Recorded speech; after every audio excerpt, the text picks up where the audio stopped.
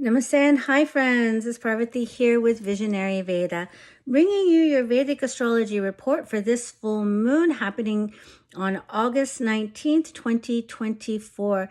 In this Vedic Astrology report, I will go over the significations for this very powerful and intense full moon, as well as several other significations of this day. There are a couple things happening on the same day as this very auspicious Purnima or full moon. So let's go over these indications and get started. All right.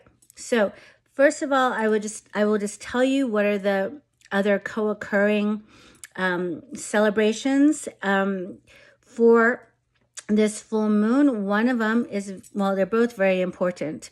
One of them is known as Gayatri Jayanti. It is the day that the goddess Gayatri, the solar goddess, the mother of the Vedas, appeared in her form of knowledge. She is one of the most powerful goddesses. And if you begin the recitation or you begin to recite the Gayatri mantra when you wake up on the 19th, when you start your day with it, and continue for as long as you can. Generally, when we are doing these kinds of mantra sadhanas or practices, we do them in 40-day increments, but Gayatri is something that is going to help you. The more that you do it, you start the recitation of the Gayatri mantra, and I will speak the Gayatri mantra for you at the end of the video. It is also the last Monday of the month of Shravan. And it's extra auspicious because Shravan, the month of Shravan, is the month to venerate Lord Shiva. Monday is the day to venerate Lord Shiva. And this full moon is falling on the last Monday of the month of Shravan. So it's an amazing day to do any kind of prayers or pujas or rituals to Lord Shiva on this Monday. It is a great day to fast as well for the day. You can fast on water or fruit and then have a light meal in the evening. Make an intention and set your intention and recite the mantra Om Namah Shivaya throughout the day, okay? And you can use one of these malas, these Rudraksh malas. 108 is on this string to do the recitations, or you can use a mantra counter as you like, but keep Lord Shiva and the great goddess Gayatri, the goddess of knowledge, and Lord Shiva, the Lord of liberation, in your minds and in your hearts today during this full moon. Now, what about the technicalities and the energies, the planetary energies surrounding this full moon? Well, it's a pretty powerful full moon. This full moon is obviously opposite the sun, who has just moved into Leo. The sun is sitting in its own sign. It is sitting with the retrograde Mercury, who is about to cross back into sidereal Cancer. Mercury is on the cusp of that Gandanta, or that very unstable place in the sky between Leo and Cancer, between a fire sign and a water sign. And Venus is also sitting in Leo at 23 degrees of Leo. All right, now keep that number in mind. Then we have the moon opposite in the sidereal sign of Aquarius, sitting with the Lord of Aquarius, the planet Saturn. Saturn is also at 23 degrees Aquarius. Now, we also have, so these are it's a very strong full moon because it's occurring in the fixed signs, Leo and Aquarius. And in the other axis of the fixed sign, Taurus and Scorpio, in Taurus, we have Jupiter sitting at 23 degrees of Taurus in the nakshatra of Rohini. Now, Dhanishta nakshatra is where this full moon, it will be sitting. Dhan means wealth. Dhanishta is symbolized by wealth of not only material things, but also wealth of knowledge. Hence, it corresponds with Gayatri Jayanti, because Gayatri is the mother of all the cosmic, all the knowledge of all the Vedas. So it's bringing in knowledge. Now, the symbol is the drum. So it also indicates music. It indicates movement. The planetary lordship of this nakshatra is Mars.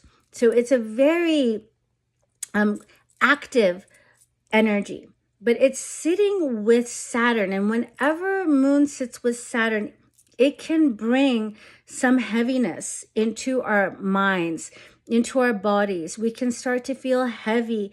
We can start to feel a little bit down and depressed, also a little bit confused. But you can change this energy. You can transform this energy into one of action by using that the energy of Dhanishta, which is very it has a lot of movement and momentum. It's a dynamic energy, the energy of Dhanishta. So we can change it. Now, how can we start to change the perspective and see this new full moon? Well, because it's with a retrograde Saturn. And if you haven't seen my video yet, I've done a whole video about Saturn, where it's sitting in Purva Bhadrapada Nakshatra and the indications of it. But just a quick recap, it's about focusing, about putting our mind on one goal and doing the work, doing the tapas to be able to reach that goal with a single-minded focus. And sometimes that's hard to do when we're feeling a bit heavy emotionally or mentally. So we can reshift. With Saturn being in retrograde, we can sit down within ourselves and look at what are our goals. Reassess your goals. Reassess your plan on how to achieve your goal. Make a plan for yourself and how to do that. Use this Saturnian retrograde energy to be able to regroup, replan, restructure, and get back on track. Now, Saturn is sitting at 23 degrees of Aquarius. Venus is sitting at 23 degrees of Leo. And then we have Jupiter with Mars sitting at 23 degrees of Taurus. So this is like all 7 planets except Rahu and Ketu. Rahu is also involved because it's giving its second aspect to the sign of Aquarius, to where this moon is sitting. Ketu is also involved in a way because Sun is in Magha Nakshatra, right? And Magha is ruled by Ketu. Oh, all the planets are involved in this full moon. And whenever all the planets are involved, there can feel like there is some strain, there is some opposition, there's like a push-pull sort of energy. There's so many things that need your attention. There can be a feeling of overwhelm, being pulled in multiple directions, and so forth. Just know that it's totally normal, especially with this 23-degree configuration in the fixed signs. The only sign that doesn't have anything in it, the only fixed sign is Scorpio, but the Lord of Scorpio, Mars, is opposing it. Jupiter is aspecting Scorpio from its 7th aspect. Saturn is aspecting Scorpio from its 10th aspect. And Rahu is also aspecting Scorpio with its 9th aspect.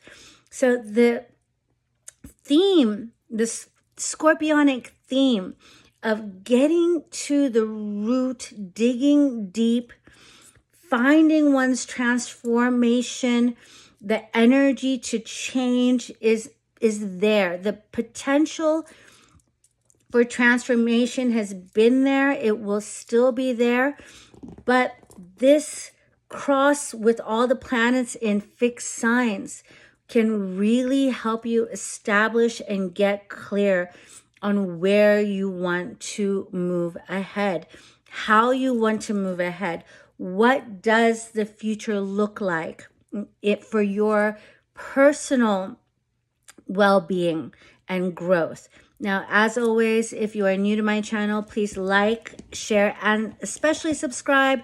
It helps to get my content seen more with the algorithm and all of that. And if you would like a personal reading to see how this full moon affects you and your chart configuration, you can always drop me an email at my email below in the description box, which is visionaryveda@gmail.com. Now, I have made already the second video talking about Uttara Bhadrapada and Rahu, and I will probably publish that in a few days, next week for sure.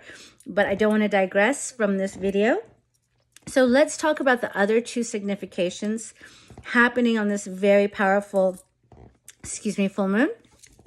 We already spoke about Shravan and Lord Shiva, and how Mondays during the month of Shravan are very powerful days to worship Lord Shiva. Om Namah Shivaya.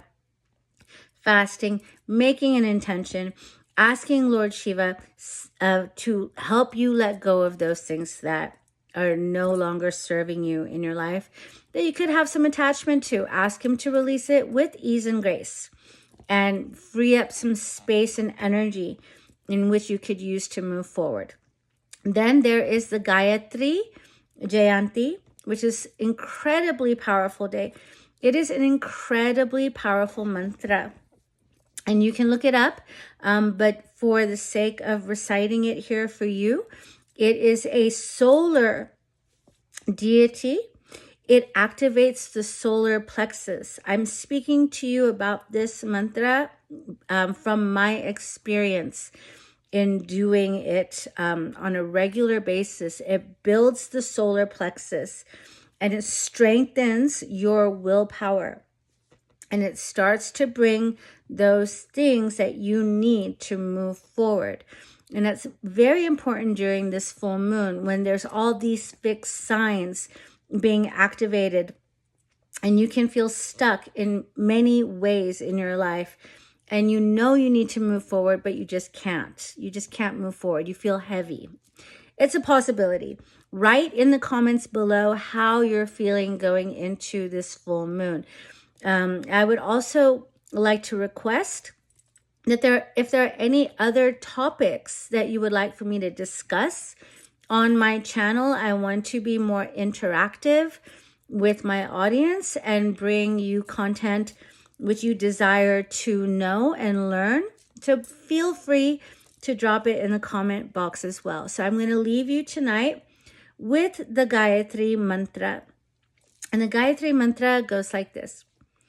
Om Bhur Bhuva Swaha Tat Saviturvarenyam Bhargo Devasya Dhimahi Diyo Yo Na Prachodayata. Om Shanti Shanti Shanti. Thank you so much for your viewership, and as always, enjoy the life, my friends. Don't forget to like, subscribe, and comment below, and I will see you in the next video. Wishing everybody out there a most auspicious and beautiful Purnima full moon.